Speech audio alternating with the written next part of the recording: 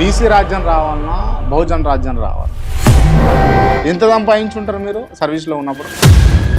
చాలామంది ఐఏఎస్ అధికారులు, ఐపీఎస్ అధికారులు ఇట్లనే చెప్పి ఇవాళ ప్రధాన రాజకీయ పార్టీలలో ఉన్నారు. మీరు కూడా ఉంటారు. నేను ఉండను అని చెప్పాము. ఉండమంటే ఉండమని మరోసారి కూడా మీ ద్వారా చెప్తున్నాను. రాజకీయాలు చేయరా? రాజకీయ నాయకుల చేతుల్లో బ్యూరోక్రసీ వ్యవస్థ ఉంటుందా? బ్యూరోక్రసీ వ్యవస్థల చేతుల్లో రాజకీయ నాయకులు ఉంటారు. ఇప్పుడు ఇది ప్రజాస్వామ్యం. మీరు దీన్ని అంతా అడ్డు పెట్టుకొని చివరికి రాజకీయాలు చేస్తారేమో అని నాకు ఎక్కడనో కొడుతుంది. అంటే నిస్వార్థంగా చేయడానికి చిరంజీవులు ఏమన్నా కాంచిరామా? ఇప్పుడు కొత్తగా రిజర్వేషన్స్ హటావో, రిజర్వేషన్స్ తీసేయాలి అని చెప్పేసి ఒక ఉద్యమం స్టార్ట్ అయింది, జంజీ లాగా. దీనిపైన మీ అభిప్రాయం ఏంటి? వాళ్ళకు రిజర్వేషన్స్ పైన అవగాహన లేదు.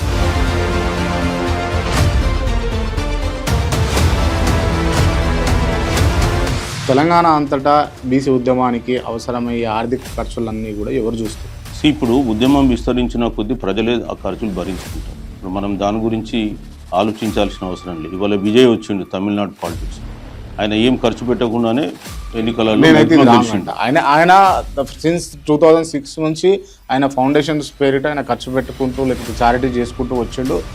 ఆ రిజల్ట్ ఆయనకి ఇలా కనబడ్డదని నేను అంట.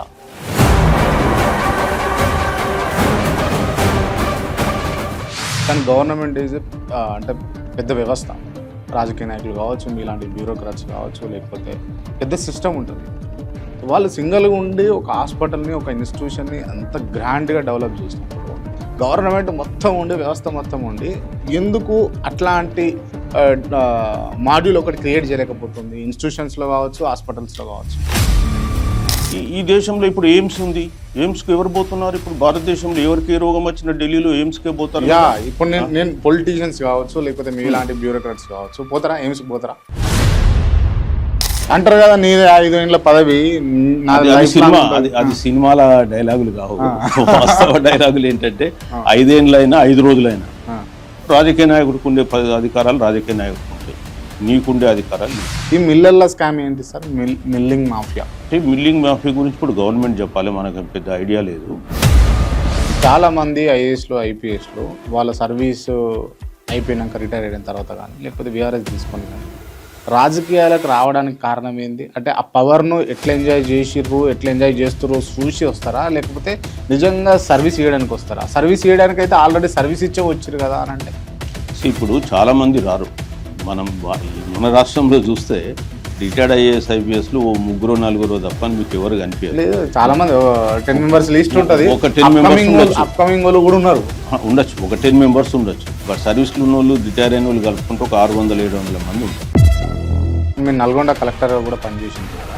ఆ టైంలో ఏ రాజకీయ నాయకుడైనా ఒత్తిడితోటి ఇది చేయాలి అని అన్నప్పుడు మీరు నిర్మోహమాటంగా ఇది నేను చెయ్యను అని చెప్పిన సందర్భాలు ఉన్నాయి? 100% ఉంది. నేను చెప్పలేను కానీ 100% పేరు చెప్తారా? రైట్. మీ పోరాటం అంతా దేని గురించి ఫైనల్లీ? రాజ్యాధికారం రాందే బీసీల సమస్యలకు ఫుల్ స్టాప్ పడదు. సుదీర్ఘకాలంగా ఐఏఎస్గా మీరు సేవలు అందించిన, అప్పుడు చేయలేని పని ఇప్పుడు చేద్దామని రిటైర్ అయిన తర్వాత ఎందుకు మీరు ఈ బీసీ ఉద్యమానికి పూనుకున్నారు? వాస్తవానికి ఏంటంటే సర్వీస్లో ఉన్నప్పుడు మనకంటూ కొన్ని నియమ నిబంధనలు ఉంటాయి.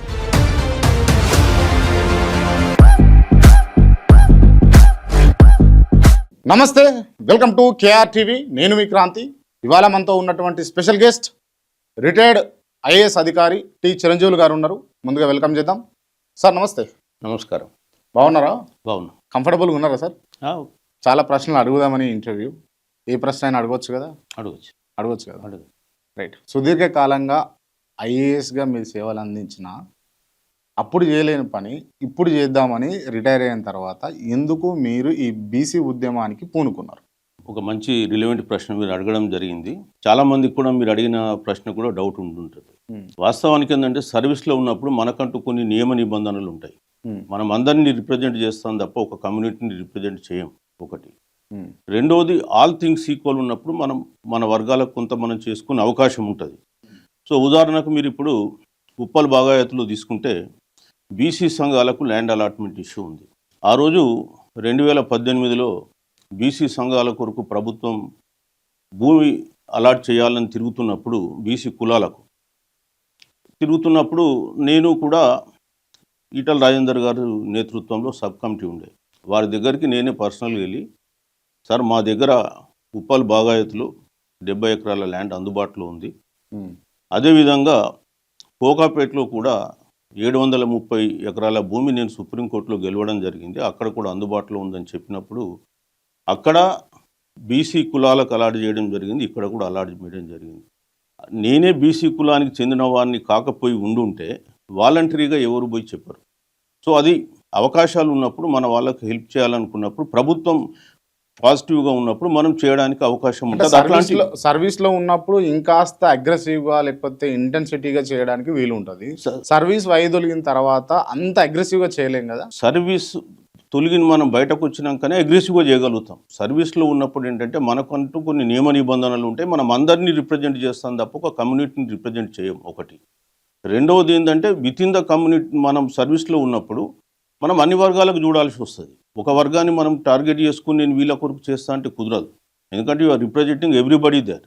సో ఇవాళ మేము అట్లాంటి ఉదాహరణలు ఎన్నో చెప్పగలను నేను. మనం చూస్తే ఇవాళ మహిళలు వడ్లు కొంటున్నారు.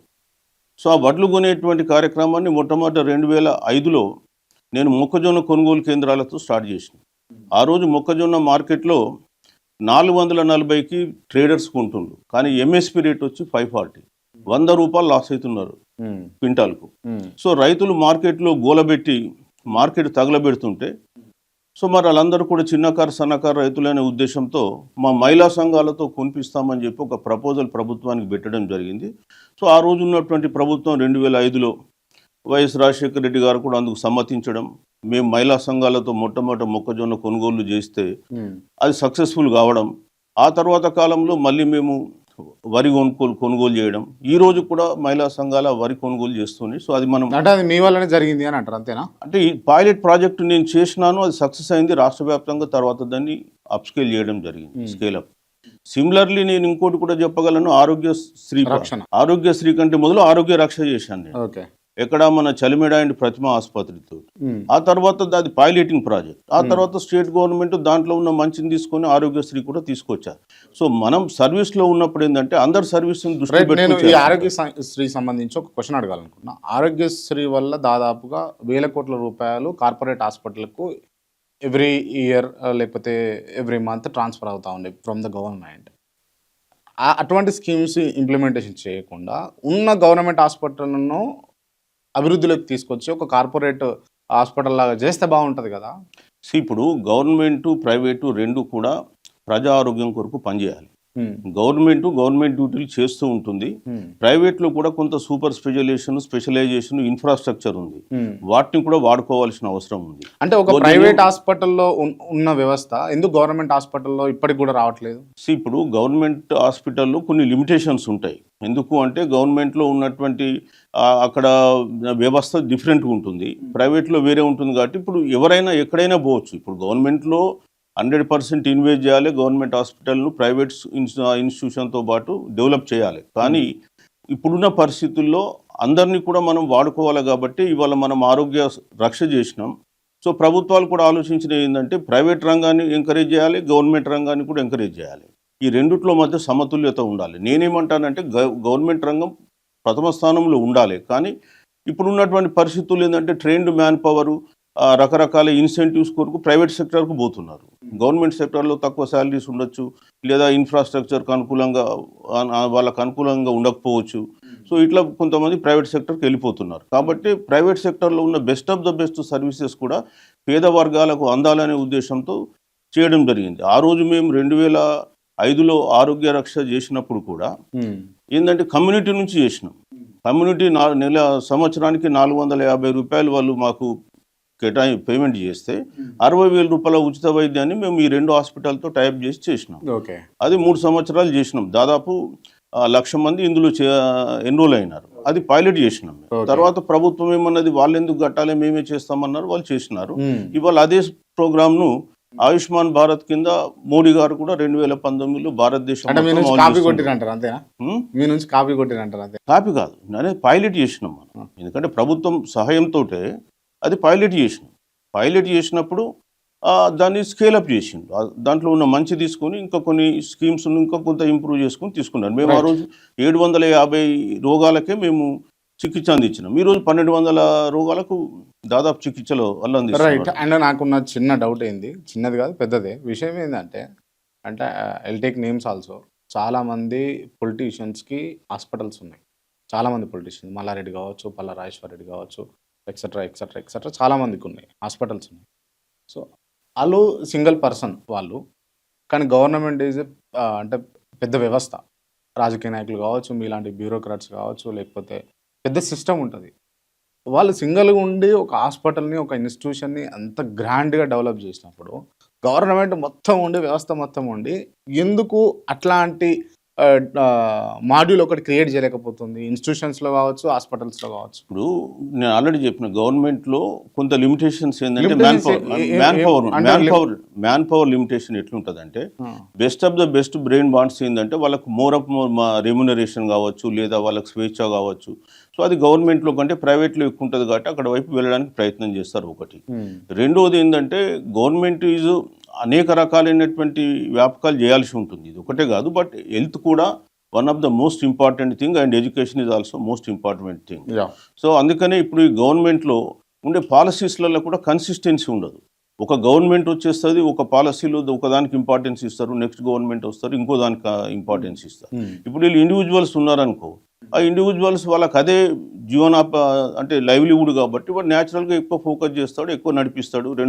మూడోది ఏంటంటే గవర్నమెంట్లో చిన్న తప్పుల్ని కూడా మీడియా పెద్దగా చూపిస్తుంది, అదే ప్రైవేట్లో అది రాదు. సో కొంత ప్రజల క్రెడిబిలిటీ కూడా గవర్నమెంట్ ఇన్స్టిట్యూషన్స్ మీద ప్రైవేట్ ఇన్స్టిట్యూషన్స్ బాగా సర్వీస్ చేస్తున్నారు అనేటువంటి ఒక భ్రమలు కల్పించి అటువైపు పోవడానికి ప్రజలు కూడా ఆస్కారం ఏర్పడుతుంది. So government can do it better then that. ఎన్నో దగ్గర కూడా గవర్నమెంట్ ఇన్స్టిట్యూషన్స్ కూడా ప్రైవేట్ కంటే కూడా ఎగ్జాంపుల్ ఏమైనా ఇవ్వగలుగుతారా? ఈ దేశంలో ఇప్పుడు ఎయిమ్స్ ఉంది, ఎయిమ్స్కి ఎవరు పోతున్నారు? ఇప్పుడు భారతదేశంలో ఎవరికి ఏ రోగం వచ్చినా ఢిల్లీలో ఎయిమ్స్కే పోతారు. ఇప్పుడు నేను పొలిటీషియన్స్ కావచ్చు, లేకపోతే మీలాంటి బ్యూరోక్రాట్స్ కావచ్చు, పోతారా ఎయిమ్స్కి పోతారా? ఎందుకు నేను ఢిల్లీలో ఎయిమ్స్కి పోకపోతే ఎక్కడ పోతారు? ఢిల్లీలో నేను చెప్పేది ఎయిమ్స్ చాలా మంది అంటే యశోద కావచ్చు, హైదరాబాద్ గురించి కాదు. ఇప్పుడు ఢిల్లీలో ఉన్న మీరు ఏ రాజకీయ నాయకుడైనా ఎయిమ్స్ పోకపోతే ఎక్కడ పోతారు? సో ఇవాళ కూడా హైదరాబాద్లో మెడికల్ ఇన్ఫ్రాస్ట్రక్చర్ అప్గ్రేడ్ అవుతుంది కాబట్టి ఇవాళ వాళ్ళ దాంట్లో అప్గ్రేడ్ అయ్యే సేవలు వస్తే పోవడానికి వీలు ఉంటుంది. ఎందుకు పోలేరు? సో 100% పోతారు. ఇప్పుడు నిమ్స్కు పోలేమా?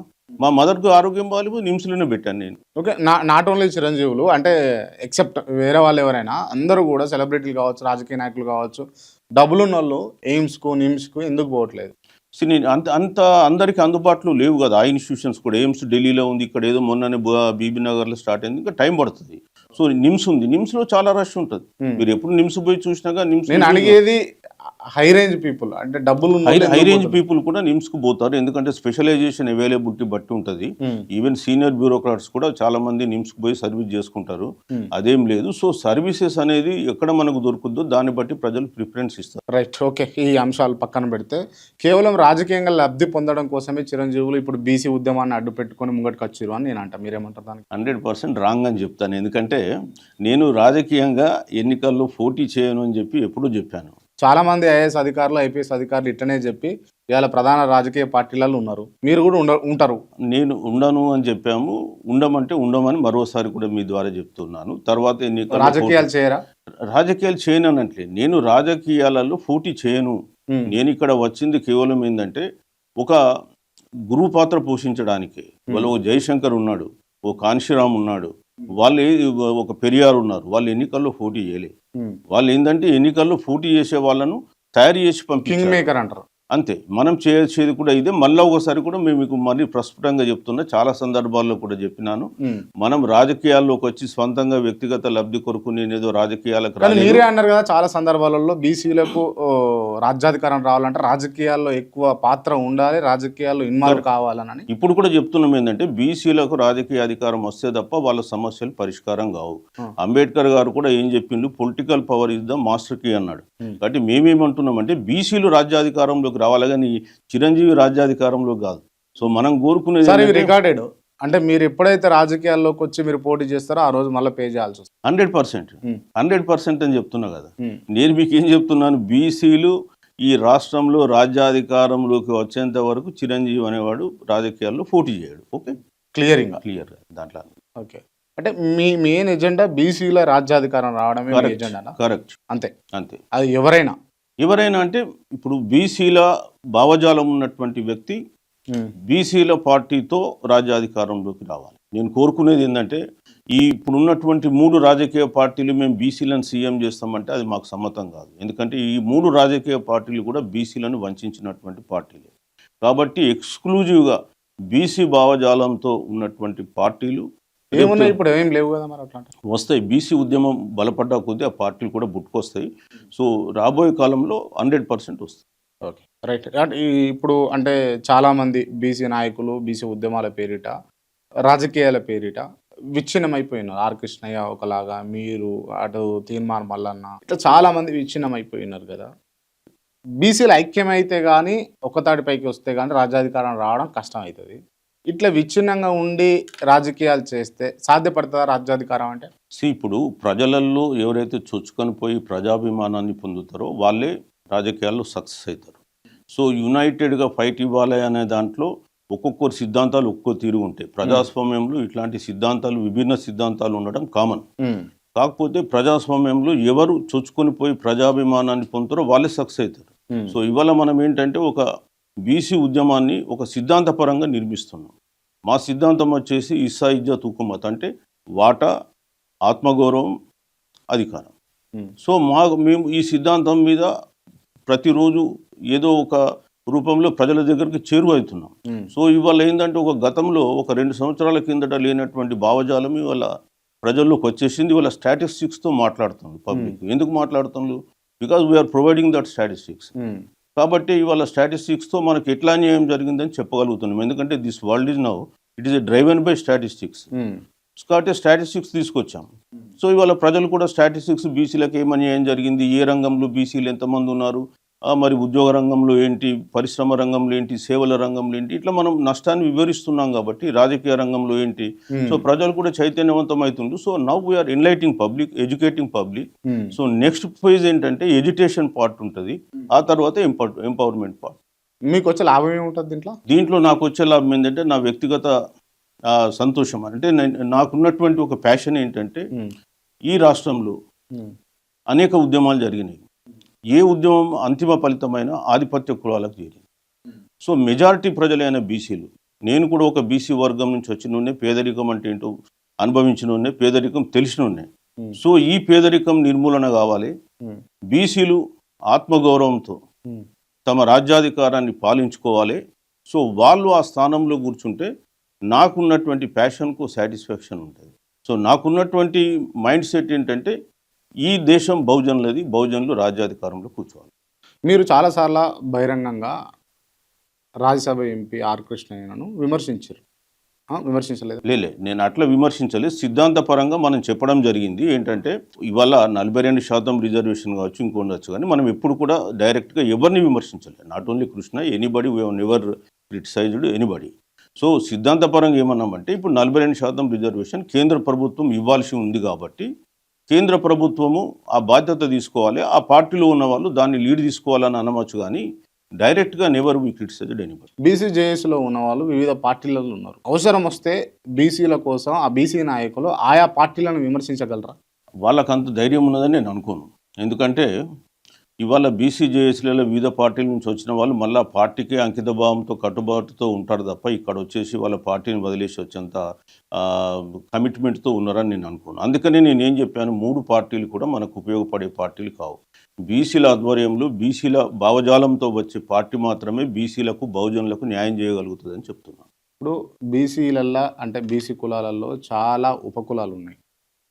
ఆధిపత్యం వహించేది లేకపోతే ఈ జేఏసీలో ఉండేది మొత్తం కూడా బీసీలో ఉన్నటువంటి అగ్రగామిగా ఉన్నటువంటి బీసీ కులాలు మాత్రమే పాత్ర వహిస్తుంది. ఇంకా అట్టడుగున ఉన్న అణగారిపోయిన ఈ బీసీ కులాలను, ఉపకులాలను ఎందుకు పైకి తీసుకురావడం లేదు మీలాంటి వాళ్ళు? అంటే ఆల్రెడీ మేము కూడా బీసీలను బీసీ అండ్ మోస్ట్ బ్యాక్వర్డ్ క్లాసెస్గా వర్గీకరించాలి కేంద్రం అనే విషయం మాట్లాడుతున్నాం. ఒకటి. రెండోది ఏంటంటే ఇక్కడ ప్రజాస్వామ్యంలో మెజారిటీ ఆల్సో, అంటే జనసంఖ్య also plays a vital role. ఇవాళ ఏదైతే మీరు చెప్తున్న 5-6 కులాలు లీడింగ్లో ఉన్నాయన్నారో వాళ్ళ జనసంఖ్య కూడా ఎక్కువ. ఇవాళ తెలంగాణలో 130 బీసీ కులాలు ఉన్నాయి. అంటే విశ్వకర్మలను ఒక కులంగా తీసుకుంటే 130 అవుతాయి. ఈ 130 కులాలలో మీరు 15 కులాలు ముస్లిం మైనారిటీస్ తీసేయండి, తర్వాత ఒక క్రిస్టియన్ కన్వర్టెడ్ తీసేయండి, అంటే 16 కులాలు పోతే 130లో 16 పోతే 114 ఉంటాయి. ఈ 114లో ఒక 20 కులాల జనాభాని లక్ష్యమించింది. మిగతా కులాలన్నీ కూడా లక్ష లోపల ఉన్నాయి. 5,000, 10,000, 20,000, 15,000 కూడా ఉన్నాయి. సో వాటిని మనం కూడా ఇందులో భాగస్వామ్యం చేయాల్సిందే. సో రాబోయే కాలంలో మేము అనుకునేటువంటి ప్రజాస్వామ్యం ఏంటంటే ఈ తక్కువ జనాభా ఉన్న కులాలు కూడా తాము కూడా రాజ్యాధికారంలో భాగస్వామ్యం అనే ఫీలింగ్ కల్పిస్తూ వాళ్ళకు కూడా సముచితమైనటువంటి స్థానాన్ని రాజ్యాధికారంలో కల్పించాలి, పాత్ర ఇవ్వాలి. వాళ్ళు కూడా ఎన్నికల్లో పోటీ చేయాలి. బీసీ రాజ్యం రావాలన్నా బహుజన్ రాజ్యం రావాలన్నా ఇప్పుడు రెండు ఒకటే. మా ఉద్దేశం ఏంటంటే బీసీ అంటే ఎక్స్క్లూజివ్ బీసీ, బహుజనులు అంటే ఎస్సీ ఎస్టీలు. సో మేమేమంటున్నామంటే ఎస్సీ ఎస్టీలు బీసీలు అందరం కలిసి రాజ్యాధికారం తెచ్చుకుందాం. ఎందుకంటే ఇది బీసీ రాజ్యాధికారం అంటూ ఏమి ఉండదు. బట్ మేమేందంటే బీసీలకు ఉన్న సమస్యలు వేరే, ఇప్పుడు ఎస్సీ ఎస్టీలకు ఉండే సమస్యలు వేరు. ఎస్సీ ఎస్టీలకు ఏంటంటే జనాభా దామాషా ప్రకారం విద్యలో రిజర్వేషన్లు ఉన్నాయి, ఉద్యోగాల్లో రిజర్వేషన్లు ఉన్నాయి, రాజకీయ రంగంలో రిజర్వేషన్లు ఉన్నాయి, స్థానిక సంస్థల్లో రిజర్వేషన్లు ఉన్నాయి, వాళ్ళకు ఆర్థికంగా సప్లాన్ ఉంది. సో ప్రత్యేక రక్షణ చట్టం ఉంది. బీసీలకి ఇందులో ఏది కూడా లేదు. మెజారిటీ పబ్లిక్ అయినప్పటికీ కూడా వీళ్ళకి ఏంటంటే 50% సీలింగ్ లోబడి రిజర్వేషన్లు ఇవ్వాలి విద్యా ఉద్యోగాలలో. రాజకీయంలో లేదు, రాజకీయ చట్టసభలలో లేదు, స్థానిక సంస్థల్లో కూడా 50% లోబడి ఇవ్వాలి, సప్లాన్ లేదు, అదేవిధంగా ప్రత్యేకమైనటువంటి రక్షణ చట్టాలు లేవు, ప్రమోషన్లలో రిజర్వేషన్లు లేవు, బ్యాక్లాగ్ వేకెన్సీలలో లేవు. సో ఇవన్నీ కూడా రకరకాల డిస్క్రిమినేషన్ బీసీలకు ఉంది. కాబట్టి మేము బీసీలను ఏకం చేయడానికి మొదలు రోల్ ప్లే చేస్తున్నాం. రేపు ఎన్నికలు వచ్చినప్పుడు బీసీలు ఎస్సీ ఎస్టీలు అందరం కలిసి బహుజనులుగా ముందుకు పోవాలనేది మా యొక్క ఆలోచన. చాలామంది ఐఏఎస్లుగా ఐపీఎస్లుగా చాలా కష్టపడి చదివి అంటే కింది స్థాయి నుంచి పైకి వచ్చిన వాళ్ళు ఉన్నారు. వన్స్ వీళ్ళు ఐఏఎస్ ఐపీఎస్లు అయిన తర్వాత రాజకీయ పార్టీలకు కార్యకర్తలుగా ఎందుకు వ్యవహరించాల్సి వస్తుంది బ్యూరోక్రసీ? అందరూ అట్లా ఉండరు. కొద్దిమంది తమ స్వార్థం కొరకు రాజకీయ పార్టీలకు అడుగులకు మడుగులొత్తి వాళ్ళు నిజంగానే కొంత పవర్ సెంటర్కు దగ్గర ఉండొచ్చు. అట్లాంటి వాళ్ళు కూడా అనేకమైన కేసులలో ఇరుక్కొని ఏమైందో మీ అందరికి కూడా తెలుసు. నేను పేర్లు చెప్పాల్సిన అవసరం లేదు. సో కొన్ని సందర్భాల్లో తప్పు చేయకపోయినా ఇరుక్కొని ఉండొచ్చు, అది వేరే ఇష్యూ. బట్ మెజార్టీ టైంలలో ఈ రాజకీయ పార్టీలకు అనుబంధంగా మారినటువంటి వాళ్ళు ఎట్లాంటి ఇబ్బందులు పడ్డారో తెలుసు.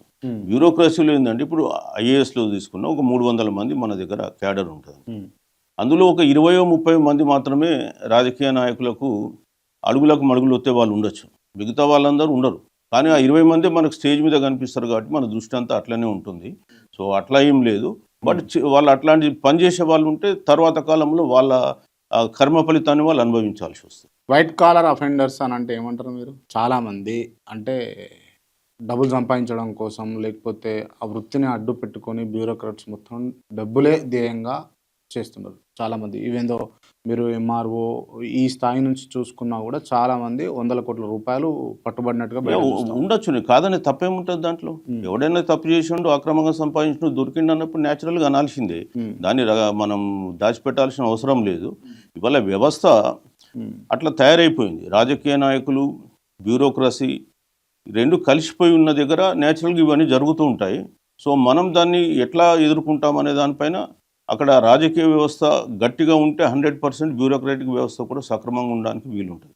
కేవలం బ్యూరోక్రసీ ఒక్కదాన్ని మనం బాధ్యులు చేయలేము, రెండు కలిసి ఉన్నాయని మాత్రమే చెప్తున్నాం. రైట్. చాలామంది అంటే సర్వీస్లో ఉన్నప్పుడు రాజకీయ నాయకులకు లేకపోతే రాజకీయ పార్టీలకు వంతన పాడి దాని తర్వాత పదవులు వస్తాయి, రిటైర్డ్ అయిన తర్వాతనో లేకపోతే విఆర్ఎస్ తీసుకుంటున్న పదవులు వస్తాయి అని ఆశించి వాళ్ళకి నచ్చినట్టుగా మీరు అన్నట్టుగా అడుగులకు మడుగులు ఎత్తుతారు అని అంటే ఏమంటారు మీరు? కొద్దిమంది ఉంటారు, చాలా మంది కాదు, కొద్దిమంది ఉండేవాళ్ళు ఉంటారు, కొద్దిమంది ఇండిపెండెంట్గా పనిచేసే వాళ్ళు కూడా ఉంటారు. ఇప్పుడు మేమున్న ఏ రాజకీయ పార్టీతో సంబంధం లేదు, అన్ని రాజకీయ పార్టీలను ఈక్వల్గా విమర్శిస్తాం. ఒకటి, మేమే పదవులను ఆశించడం లేదు, ఏ రాజకీయ పార్టీ దగ్గర పోవడం లేదు. ఒకసారి బీసీ ఉద్యమంలోకి వచ్చినామంటే మళ్ళీ మీరు సర్వీస్ ఇస్తున్నప్పుడు ఎప్పుడు కూడా పొలిటికల్ ప్రెజర్ తోటి అనవసరంగా అంటే మీ లోపల ఈ సంతకం పెట్టాలని లేకున్నా కూడా పెట్టిన సంతకాలు ఉన్నాయా లేవా? ఇప్పుడు మనం ప్రజాస్వామ్యంలో రాజకీయ నాయకులు కూడా ప్రజల యొక్క కోరికల్ని వాళ్ళు ఎక్స్ప్రెస్ చేస్తూ ఉంటారు. సో అది రూల్ ప్రకారం ఉన్నప్పుడు 100% ఎవడైనా చేయాల్సిందే. రాజకీయ నాయకుడు చెప్పిండు కాబట్టి నేను చేసిన అనే మాట లేదు. రాజకీయ నాయకుడు చెప్పినా రాజకీయ నాయకుడు చెప్పకపోయినా ప్రజలకు హితం రూల్ జరిగేది పక్కన పెట్టి ఎప్పుడు సంతకాలు రూల్ పెట్టలేదు. ప్రకారం పెట్టి నేను చేయలే. నేను గట్టిగా కూడా చెప్పగలను, ఈ రోజు కూడా రూల్ ప్రకారం పెట్టి మనం సంతకాలు చేయలే.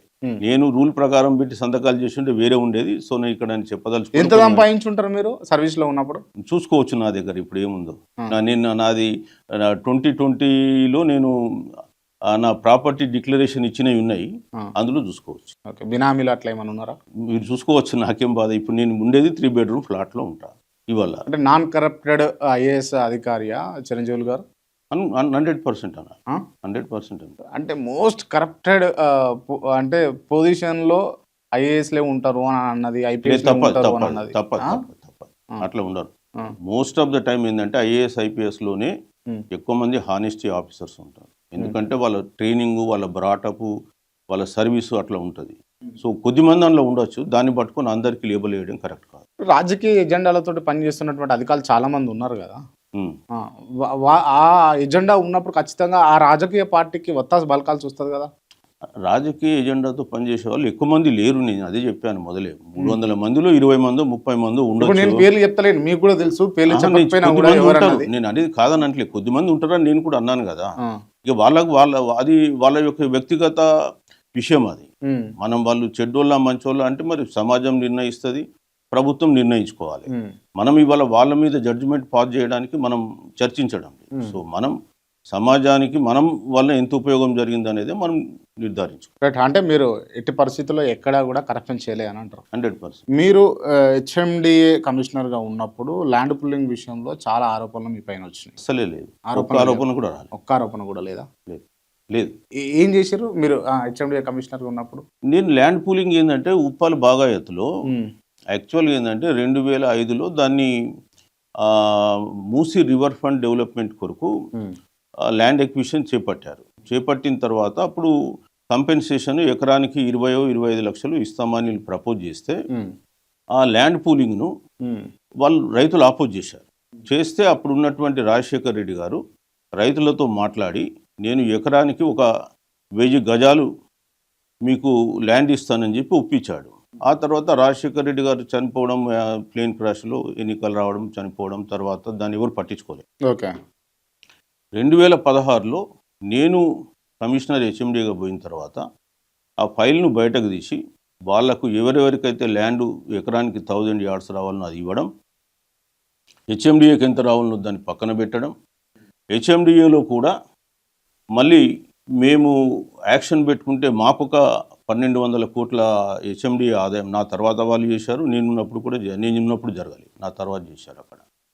సో 1200 కోట్ల ఆదాయం హెచ్ఎండిఏకి రావడం, తర్వాత కుల సంఘాలకు 70 ఎకరాలు అలాట్మెంట్ చేయడం, ఇంకా హెచ్ఎండిఏకి కొంత భూమి మిగిలి ఉంది. సో మొట్టమొదటిసారిగా తెలంగాణ రాష్ట్రంలో హెచ్ఎండిఏ ఒక ల్యాండ్ పూలింగ్ ప్రాజెక్టు సక్సెస్ కావడానికి కారకుని నేను. అందులో ఎవ్వరికి కూడా ఇప్పటి వరకు చిన్న కంప్లైంట్ లేదు, ఇప్పటి వరకు ఒకటి లేదని చెప్తున్నాను. ఓకే. అంత క్లీన్గా ఎట్లా మెయింటైన్ చేశారు?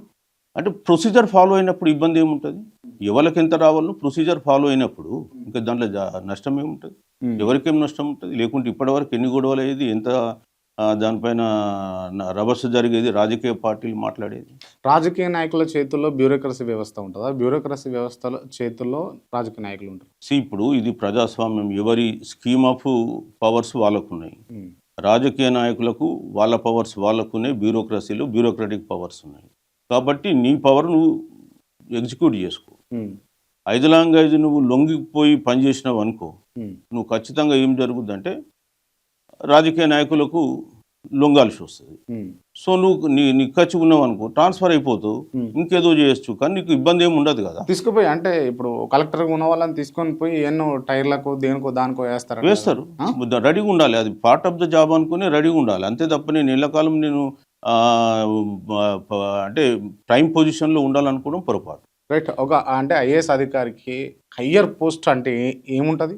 హయ్యర్ పోస్ట్ అంటే ఏం లేదు, ఆయన సర్వీస్ను బట్టి ఉంటుంది. ఒకటి కలెక్టర్ చేయాలని చెప్పి ప్రతి ఒక్కరు కోరుకుంటారు. ఆ కలెక్టర్ అయిపోయిన తర్వాత ఏ పోస్ట్ పోయినా కానీ మామూలుగా అన్ని కూడా డిపార్ట్మెంటల్ హెడ్స్ ఉంటాయి. సో నెక్స్ట్ వచ్చేసి చీఫ్ సెక్రటరీ అనుకుంటాం. చీఫ్ సెక్రటరీ అందరూ కాలేరు, ఎందుకంటే సర్వీస్ను బట్టి ఉంటుంది. ఇప్పుడు మేమంటే స్టేట్ సర్వీస్ నుంచి వచ్చినాం కాబట్టి మాకు అంతకంటే మేము సెక్రటరీ లెవెల్లో రిటైర్ అయినా, మా వాళ్ళు కొంతమంది సర్వీస్ ఉన్న వాళ్ళు ప్రిన్సిపల్ సెక్రటరీగా రిటైర్ అయ్యారు. అంతకు మించి పోలేరు, ఎందుకంటే మాకు ఉన్నటువంటి లిమిటేషన్స్, అంటే ఏజ్ అట్లా ఉంటుంది. సో అది ఇష్యూ. అంటే మీతో పాటు చాలామంది బీసీ బ్యూరోక్రాట్స్ కూడా ఉంటారు కదా, వాళ్ళందరినీ ఏకీకృతం చేసి ఈ బీసీ ఉద్యమాలలో మీరు పార్టిసిపేట్ చేయించగలుగుతున్నారా? ఇప్పుడు ఈ ఉద్యమంలోకి రావాలన్నా వద్దా అనేది వాళ్ళ మైండ్ సెట్ మీద, వాళ్ళ యాటిట్యూడ్ మీద డిపెండ్ అయి ఉంటుంది. సో మనం రమ్మని చెప్తాం, కానీ కొంతమంది ఇన్వైట్ చేసిండ్రా మీరు? ఇన్వైట్ చేసాం కానీ కొంతమంది రావడానికి ఇష్టపడడం లేదు. సో అది వాళ్ళ ఇష్టం. మనం ఏమంటాం, రిటైర్మెంట్ తర్వాత చాలా మంది ఏం ఆలోచిస్తారంటే ఎందుకు మనకి సమాజంలో ఈ రిస్క్, ఇప్పటి వరకు ఉద్యోగంలో మనము అనేకమైన బాధ్యతలు మోసినాం, ఇప్పుడైనా కొంత రిలాక్స్గా ఉందామని ఆలోచిస్తుంటారు. కొంతమంది ఏమో నాలంటూనే అసలు ఇప్పుడే కదా మనం సర్వీస్ చేయాలి, ఇన్ని రోజులు ప్రభుత్వం కొరకు జీతం కొరకు అక్కడ పనిచేసినాం, ఇప్పుడు కనీసం మనం మన సాటిస్ఫాక్షన్ కొరకు, మన సమాజం కొరకు, సమాజానికి పే బ్యాక్ కొరకు మనం కొద్దిగా పనిచేయాలని వాళ్ళు కొద్దిమంది ఆలోచిస్తారు. సక్సీడ్ అయ్యారా మీరు కలెక్టర్గా, లేకపోతే మీరు కమిషనర్గా ఉన్నప్పుడు కానీ, మీరు ఒక ఐఏఎస్ ఆఫీసర్గా? ఇక నాకు ఆ సంతృప్తి ఉంది. ఎందుకంటే నేను ఏ సర్వీస్లో ఉన్నప్పటికీ కూడా నేను కమిటెడ్తో పనిచేసినాను. నా ముందే కళ్ళ ముందు కొంత రిజల్ట్స్ కనిపించినాయి. కాబట్టి నేను I feel that I did అంటే మై జాబ్, నాకు అప్పచెప్పిన జాబ్ నేను నిర్వర్తించినాను నేను అనుకుంటున్నాను. బీసీ రాజ్యం ఎప్పుడు వస్తుంది అని అంటే మీరేం చెప్తారు? బీసీ రాజ్యం ప్రజలను మనం చైతన్యవంతం చేసి, డేట్ ఏమైనా ఉందా? డేట్ అని మనం చెప్పలేము. ఎందుకంటే బీసీలు అనే వాళ్ళు కొన్ని వేల సంవత్సరాలుగా బానిసలుగా పెంచబడ్డారు ఈ దేశంలో. ఆ బానిస మనస్తత్వం నుంచి ఇంకా బయటపడాలి. ఈ బానిస మనస్తత్వం నుంచి బయటపడాలంటే వాళ్ళకి ఇంకా ఎడ్యుకేటివ్ రోల్ చాలా ప్లే చేయాల్సి ఉంది. సో వాళ్ళను మనం ఎడ్యుకేషన్ చేయాలి, అదేవిధంగా వాళ్ళను ఎడ్యుకేషన్ అంటే ఎంపవర్మెంట్ కూడా చేయాలి. సో మేము ఇవాళ చేస్తుంది అంటే ఒక సిద్ధాంతపరంగా వాళ్ళలో ఒక భావజాలాన్ని చూపిస్తున్నాం. సో ఈ భావజాలాన్ని చూపించిన తర్వాత వాళ్ళే మన కార్యకర్తలుగా మారుతారు. కాబట్టి టైం తీసుకుంటుంది. ఎందుకంటే వేల సంవత్సరాల బానిస సంఖ్యలు మనం ఒక 1 year 2 yearsలో తెంచలేము. కానీ 100% తెంచుతారా మీరు చూస్తారా? 100%. అంటే నెక్స్ట్ టర్మా, ఆ నెక్స్ట్ టర్మా, మనం టర్మ్ చెప్పలేము కానీ 100% వస్తుంది, పక్కాగా వస్తుంది. బీసీ మేధావులు పెట్టేటటువంటి ప్రెస్ మీట్లన్నీ కూడా కేవలం ప్రెస్ నోట్లకు మాత్రమే పరిమితం అవుతున్నాయా, లేకపోతే గ్రౌండ్లోకి కూడా పోతున్నాయా? ఎస్, ఇప్పుడు గతంలో కొంత ప్రెస్ నోట్లకు ఉండేది, ఇప్పుడు గ్రాస్ రూట్లో కూడా పోతున్నాయి. ఎందుకంటే థ్యాంక్స్ టు సోషల్ మీడియా. ఎందుకంటే చాలా వరకు ఇవన్నీ రాష్ట్ర వ్యాప్తం కూడా పోతున్నాయి. సో నేను కూడా ఎన్నోసార్లు ఫీల్డ్ లెవెల్ నుంచి ఫోన్లు వస్తున్నాయి. సో వాళ్ళు ఎవరో ఒకతను నర్సంపేట నుంచి ఒకతను గొర్రెల కాపరి నా ఫోన్ నంబర్ చూసుకొని మాట్లాడి, సార్ మీరు ఈ వీడియోలో బాగా చెప్పింది సార్ అని మాట్లాడుతున్నాను. అంటే I never expected that kind of అంటే రియాక్షన్ ఫ్రమ్ ద పబ్లిక్. అంటే వాళ్ళు ప్రజలకు రీచ్ అవుతుంది. ఇవాళ మనం సోషల్ మీడియా పుణ్యం అని, ఇంతకుముందు ప్రింట్ అంటే ఎలక్ట్రానిక్ మీడియా అంటే మన వీళ్ళ దానికి ఎక్కువ ప్రాధాన్యత ఇవ్వలే. కానీ ఇప్పుడు ఇవి సోషల్ మీడియా ద్వారా గ్రామాన ఇంటింటికి పోతున్నాయి. ఇంకా పోవాల్సింది చాలా ఉంది. ఇప్పుడు పోయింది కేవలం మనం అనుకుంటే ఒక 5% అనుకుంటే ఇంకా 95% పోవాల్సింది. బీసీలో రాజ్యాధికారం రావాలి, బీసీలకు రాజ్యం రావాలి, బీసీల చేతుల్లో రాజ్యం ఉండాలి అని అంటే బీసీ ఒక ఆయన ముఖ్యమంత్రి అయితే సరిపోద్దా? బీసీ రాజ్యాధికారం వచ్చినట్టేనా? ముఖ్యమంత్రి కాదు ఇక్కడ.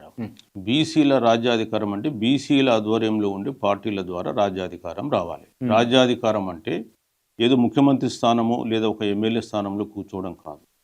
రాజ్యాధికారం అంటే ఏంటంటే మన వనరుల పైన మనకు నియంత్రణ ఉండడం.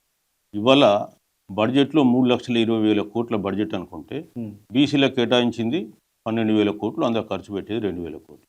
సో మేమేమంటున్నాం, బీసీలే ఆ సీట్లో కూర్చుంటే ఆ వనరుల మీద నీకు నియంత్రణ ఉంటుంది కదా, ఎంత ఖర్చు పెట్టాలనేది. శాసనాలు చేసే అధికారం, చట్టాలు ఎవరు చేస్తున్నారు? ఎమ్మెల్యేలు చేస్తున్నారు. సో మన ఎమ్మెల్యేలు కూర్చుంటే మనకు ఎక్కడ ఉన్నారు? మనం అధికారంలోనే లేవు. మనకు ఉన్నది ఎంత 16, ఇవాళ 19 మంది ఉన్నారు అసెంబ్లీలో. మరి 119 మంది ఆ ఉన్నోళ్ళతో సరిపోదు. మనకు పవర్ ఉంటేనే సరిపోతుంది. మనం ముఖ్యమంత్రి సీటు మన పార్టీ అధికారంలో ఉంటేనే మనం చట్టాలు చేయగలం. కాబట్టి మనకు శాసనాధికారం వస్తుంది. రెండోది. మూడోది, మేము ఏం చెప్తామంటే మేము 90% జనాభా, 85% జనాభా తెలంగాణలో ఎస్సీ ఎస్టీ బీసీలు కలిపి 88% ఉంటుంది యాక్చువల్గా. 88% జనాభా ఉండి 12% వాళ్ళు మా తలరాత రాయడం ఏంటి? మేము 88% వాళ్ళ తలరాత రాయాలన్నా? మైనార్టీ ప్రజలు వచ్చి మెజార్టీ ప్రజల తలరాత రాస్తారు. సో రాజ్యాధికారం దేని కొరకు? వనరులపైన నియంత్రణ ఉండాలి, చట్టాలు చేయడానికి అధికారం ఉండాలి, ఆత్మగౌరవం ఉండాలి, సామాజిక న్యాయం కొరకు ఇవన్నీ కావాలి. మేము గౌరవప్రదంగా బతకాలి, మేము కూడా ప్రజాస్వామ్యంలో పాలు పంచుకోవాలి. అది కదా మేము కోరుకునేది. అందుకొరకే రాజ్యాధికారం అనేటువంటి పదాన్ని వాడడం జరుగుతుంది. రైట్. ఇప్పుడు మీరు సామాన్యుల కోసం కొట్లాడుతుర్రు, లేకపోతే బీసీల కోసం కొట్లాడుతుర్రు, లేకపోతే ఎస్సీ, ఎస్టీల కోసం కొట్లాడుతుర్రు అనుకుందాం. కాకపోతే ఐఏఎస్ అధికారిగా ఉన్నప్పుడు ఒక ఐఏఎస్ అధికారిని, ఒక కలెక్టర్ స్థాయిలో ఉన్నటువంటి వ్యక్తిని కలవాలంటే సామాన్యులకు రోజులు పడుతుంది. అది వ్యవస్థలో ఉన్నటువంటి లోపమా? లేకపోతే ఒక కలెక్టర్ పదవికి లేకపోతే ఐఏఎస్ అధికారికి ఉన్న అహమా? అంటే ఏం చెప్తారు? లేదు అట్లా ఏం లేదు. సిస్టంలో ప్రతి సోమవారం మనకు గ్రీవెన్స్ డే ఉంటుంది, అంటే ప్రజా ఫిర్యాదుల దినం. ఆ రోజు 100% కలెక్టరు మిగతా అధికారులందరూ కూడా కూర్చోవాలి. సో మనకు వారంలో సోమవారం గ్రీవెన్స్ డే. 100% ఆ రోజు కలెక్టర్ కలుస్తాడు. ఎందుకు కలవాడు? మిగతా వారాలు అంటే మిగతా వారాలలో వాళ్ళు బిజీ సోమవారం కలవలేకుండా లేకపోతే మంగళవారమో లేకపోతే బుధవారమో ఎమర్జెన్సీలో కలవాలనుకుంటాం. ఇమ్మీడియట్ గా ఒక సామాన్యుడికి మాలాంటి వాళ్ళకు అవకాశం ఉంటుంది. 100% ఉంటుంది. ఇవాళ రేపు అందరికి కూడా సెల్ ఫోన్లోనే ఒక మెసేజ్ కొట్టేస్తే కలుస్తారు అర్జెంట్ ఉంటే. ఒకటి. రెండోది, కొంతమంది అధికారులకు అలవాటు ఉంటుంది. పర్టికులర్లీ నేనైతే మటుకు పోగానే బెల్ కొట్టి మొదలు బయట ఎవరున్నారు పిటిషనర్స్ వాళ్ళని డిస్పోజ్ చేసినాకనే మిగతా మన ఆఫీస్ వర్క్ చూసుకోవడం తప్ప మొదలు పబ్లిక్ను అక్కడ వెయిటింగ్లో పెట్టి ఆఫీస్ వర్క్ చూసుకునేటువంటి పద్ధతి నేను ఎప్పుడు అవలంబించేది కాదు, ఎప్పుడు కూడా లేదు, మనం చేయలే అట్లా. సో చాలామంది ఆఫీసర్స్ అట్లా కమిటెడ్గా పనిచేసే వాళ్ళు కూడా ఉంటారు. రైట్. తెలంగాణ అంతటా బీసీ ఉద్యమానికి అవసరమయ్యే ఆర్థిక ఖర్చులన్నీ కూడా ఎవరు చూస్తారు? ఇప్పుడు ఉద్యమం విస్తరించిన కొద్దీ ప్రజలే ఆ ఖర్చులు భరించుకుంటారు. ఇప్పుడు మనం దాని గురించి ఆలోచించాల్సిన అవసరం లేదు. ఇవాళ విజయ్ వచ్చిండు తమిళనాడు పాలిటిక్స్లో, ఆయన ఏం ఖర్చు పెట్టకుండానే ఎన్నికలలో ఆయన సిన్స్ 2006 నుంచి ఆయన ఫౌండేషన్స్ పేరిట ఆయన ఖర్చు పెట్టుకుంటూ లేకపోతే చారిటీ చేసుకుంటూ వచ్చిండు. ఆ రిజల్ట్ ఆయనకి ఇలా కనబడ్డదని నేను అంట. ఇప్పుడు ఇక్కడ కూడా ఉద్యమం విస్తరిస్తున్న కొద్దీ ప్రజలే ముందుకు వస్తారు. తెలంగాణ ఉద్యమం ఎట్లా నడిచింది? ఆ రోజు వాళ్ళు అనుకుని ఒక ఫండ్ క్రియేట్ చేసుకొని పోలే కదా. సో ఇది కూడా అంతే. ఏంటంటే ఉద్యమం విస్తరిస్తుంటే భావజాలం వ్యాప్తి జరుగుతుంది. పోవడానికి రావడానికి మాట్లాడడానికి ప్రెస్ క్లబ్ లో కూర్చోవడానికి మామూలు ఖర్చులు అవి ఎవరు వాళ్ళు భరించుకునే స్థాయిలోనే ఉంటాయి. ఇంకా ఉద్యమం ఉధృతం కావాలంటే ఖర్చులు కావాలి కదా. ఖర్చులు ఉద్యమం ఉధృతమైన కొద్దీ ఎవరిది వాళ్ళు వాలంటరీగా భరించే వాళ్ళు కూడా వస్తారు. కాబట్టి దాని గురించి నమ్మకం ఉన్నదా? ఉన్నది. మనం దాని గురించి ఆలోచించి ఫండ్ క్రౌడింగ్ ఏమైనా చేస్తారా? ఇంకా ఏం లేదు, అట్లాంటి ఆలోచన ఇప్పుడైతే లేదు, భవిష్యత్తులో ఏమని చెప్పలేదు. ఎందుకంటే ఉద్యమం విస్తరించినాక మరి చూద్దాం. ఇప్పుడైతే మాకు ఆలోచన లేదు. బడా నాయకులను లేకపోతే బడా మనం ఇవ్వాలని ఇప్పటి వరకు కలిసేది లేదు, అడిగేది లేదు. మనం ఏదో మన స్థాయిలో చేస్తాం. ఓకే. మీరు దీన్ని అంతా అడ్డు పెట్టుకొని చివరికి రాజకీయాలు చేస్తారేమో అని నాకు ఎక్కడనో కొడుతుంది. లేదు, తప్పది.